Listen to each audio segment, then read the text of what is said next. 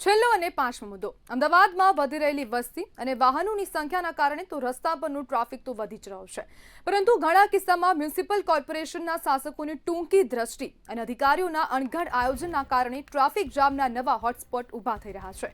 મોટાભાગના સ્થળોએ ઓવરબ્રિજની ટૂંકી લંબાઈ અને બ્રિજ પૂરો થયા બાદ તરત જ આવતા જંકશનોના કારણે ટ્રાફિક જામ થઈ રહ્યો છે। ત્યારે આ વચ્ચે અમદાવાદમાં કરોડો રૂપિયાની કિંમતની જમીન પર પ્રજાના પૈસે મ્યુનિસિપલ કોર્પોરેશન નાગરિકોની સુવિધા ઊભી કરે છે, પરંતુ બાદમાં તેવી જ બિલ્ડિંગોને હવે વેચવી પડે તેવી સ્થિતિ થઈ ગઈ છે। પ્રહલાદનગરમાં મ્યુનિસિપલ કોર્પોરેશન દ્વારા 76 કરોડથી વધુના ખર્ચે મલ્ટી લેવલ પાર્કિંગ કમ કોમ્પ્લેક્સ બનાવાયું હતું। હવે એએમસીએ બિલ્ડિંગ વેચવા કાઢ્યું છે, ત્યારે મ્યુનિસિપલના જનરલ બોર્ડમાં વિપક્ષે શાસકોની નીતિની ઝાટકણી કાઢી હતી। એએમસીના અધિકારીઓ નાગરિકોને સુવિધા આપવાની જગ્યાએ દુવિધા આપી રહ્યા છે, અને જેના કારણે નાગરિકો ખૂબ પરેશાન થઈ રહ્યા છે, અને ઠેર ઠેર ટ્રાફિકની વ્યવસ્થા જે છે તેને હવે કોઈ પણ પ્રકારની વ્યવસ્થા કરાઈ નથી। સુઆયોજિત હવે આ ટ્રાફિકની વ્યવસ્થા જોવા મળતી નથી, અને ગમે ત્યાં હવે પાર્કિંગો થઈ રહ્યા છે, પરંતુ હવે સરકાર દ્વારા પણ કોઈ પણ પ્રકારના પગલાં લેવાતા નથી। એએમસી તંત્ર દાવો કરી રહી છે કે અમદાવાદમાં ટ્રાફિકની સમસ્યા હવે ઓછી કરી દીધી છે, પરંતુ ગ્રાઉન્ડ લેવલ પર જોવા જઈએ તો પછી ટ્રાફિકની સમસ્યા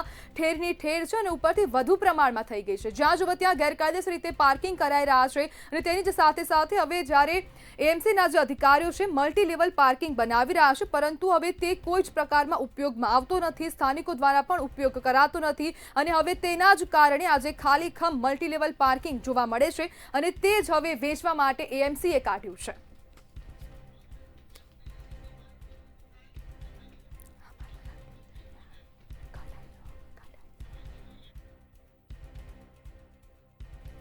મ્યુનિસિપલના જનરલ બોર્ડમાં વિપક્ષે શાસકોની નીતિની ઝાટકણી કાઢી હતી, જ્યારે નવા ઊભા થયેલા ટ્રાફિક હોટસ્પોટના નામ પણ આપ ટીવી સ્ક્રીન પર જોઈ શકો છો કે વાડી સ્મશાન ગૃહ 3 રસ્તા, ડમરૂ સર્કલ, ઘાટલોડિયા, અનેક જગ્યાએ હવે ટ્રાફિકના નવા હોટસ્પોટ બની ગયા છે, અને શાસકોની ટૂંકી દ્રષ્ટિના કારણે જનતા પરેશાન થઈ રહી છે। અમદાવાદમાં ટ્રાફિકની સમસ્યા દિવસે ને દિવસે વધી રહી છે, જ્યારે શાસકોની ટૂંકી દ્રષ્ટિથી ટ્રાફિકના નવા હોટસ્પોટ ઊભા થયા છે। નાગરિકો ખૂબ પરેશાન છે, અને નાગરિકો પણ હવે ત્રાસી ગયા છે કે ક્યારે હવે ટ્રાફિકની સમસ્યાથી તેમને શાંતિ મળે, તેમની સમસ્યાનું નિરાકરણ આવે, પરંતુ હવે ક્યાંક ને ક્યાંક એએમસીના સત્તાધીશો માત્ર ને માત્ર એસી ઓફિસમાં બેસીને જ આરામથી બેસવા માટે આવતા હોય તેવું લાગે છે, કારણ કે ગ્રાઉન્ડ લેવલ પર કોઈ પણ પ્રકારની કાર્યવાહી થતી નથી। ટ્રાફિકની સમસ્યા અમદાવાદમાં ખૂબ વધી રહી છે, અને તેના જ કારણે હવે અનેક પ્રકારના ટ્રાફિક જે આ મલ્ટી લેવલ પાર્કિંગ છે તે પણ અમદાવાદમાં બનાવવામાં આવ્યા છે, પરંતુ હવે એએમસીના જે આ પ્રોજેક્ટ છે તે ફેલ થયા હોય તેવું લાગે છે, કારણ કે હવે સ્થાનિક લોકો અને જે વાહન ચાલકો છે તે આ પાર્કિંગનો ઉપયોગ કરતા નથી, અને છેલ્લા 2 વર્ષથી આ પાર્કિંગ બનીને ત્યાં પડ્યું છે, પરંતુ ખાલી ખમ જ જોવા મળે છે,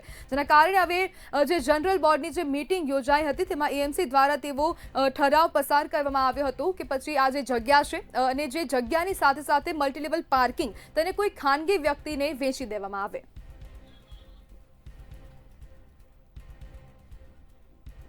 અને આજ મુદ્દે ચર્ચા કરવા માટે સામાજિક અગ્રણી સંજય બારોટ જોડાઈ ગયા છે। સંજયભાઈ, એએમસી સુવિધાના નામે દુવિધા આપી રહી છે, શું કહેશો? મારી દ્રષ્ટિએ મારી બેન, અમને કંઈ સમજાતું નહીં। અમે લાખો રૂપિયા જ્યારે ટેક્સ આલતા હોઈએ એક જનતાના નાતે, તો હંમેશા માટે મ્યુનિસિપલ કોર્પોરેશન એક દાડો 2 દાડા જો કોમર્શિયલ રેસિડેન્ટની અંદર ટેક્સ લેટ કરે તો રાતોરાત આ લોકો સીલ મારી દે છે, અને 18% ચક્રવૃદ્ધિ વેટ લેતા હોય છે। મને એવું લાગે છે કે આ ભારતીય જનતા પાર્ટીના સત્તાધીશો છેલ્લા 30 વર્ષથી આ સત્તામાં બેઠા છે, એ સત્તાનો નશો ચડી ગયો એવું લાગે છે।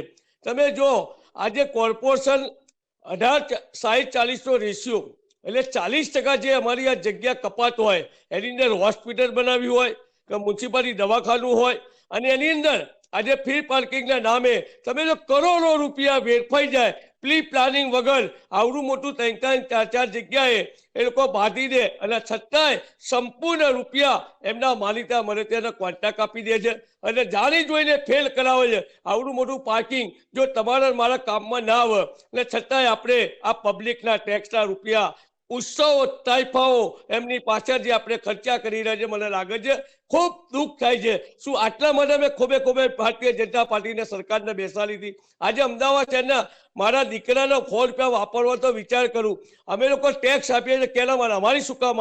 આજે તમે જો જેટલા બી પ્લોટો હોય છે, એક નહીં મારી બેન, અમદાવાદ શહેરની અંદર આવા કઈક જગ્યા આવા પ્લોટો પડે છે.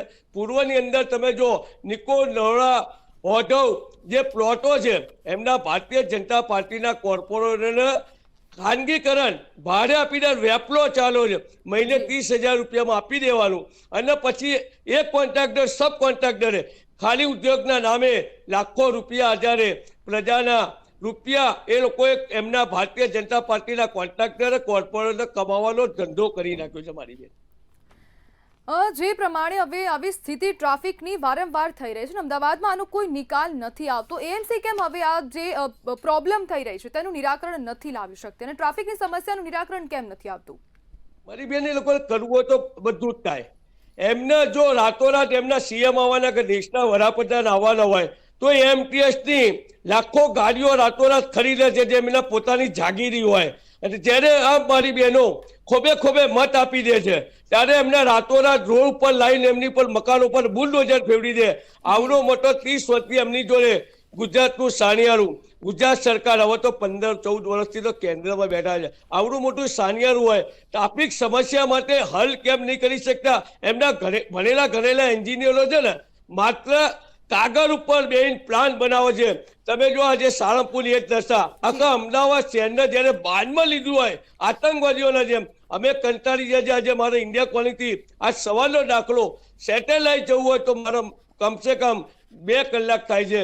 ટ્રાફિક સમસ્યામાં લોકો જો કોઈ આયોજન નથી. હું ભગવાનને પ્રાર્થના કરું કે ક્યારે મને જનતા ભારતીય જનતા પાર્ટીથી છુટકારો મળશે. અમે લોકો કંટાળી ગયા જનતા. આજે અમદાવાદ શહેરનો એક પણ ખૂણો જો સાળંગપુર બીચ, સુભાષ બીચ બંધ, અમારે જવું કઈ બાજુ? આના કારણે એ લોકોની બિન આવડતના કારણે જનતા ત્રાહિમામ પોકારી ગઈ. જી બિલકુલ સંજયભાઈ, જોડાવા બદલ આપનો આભાર.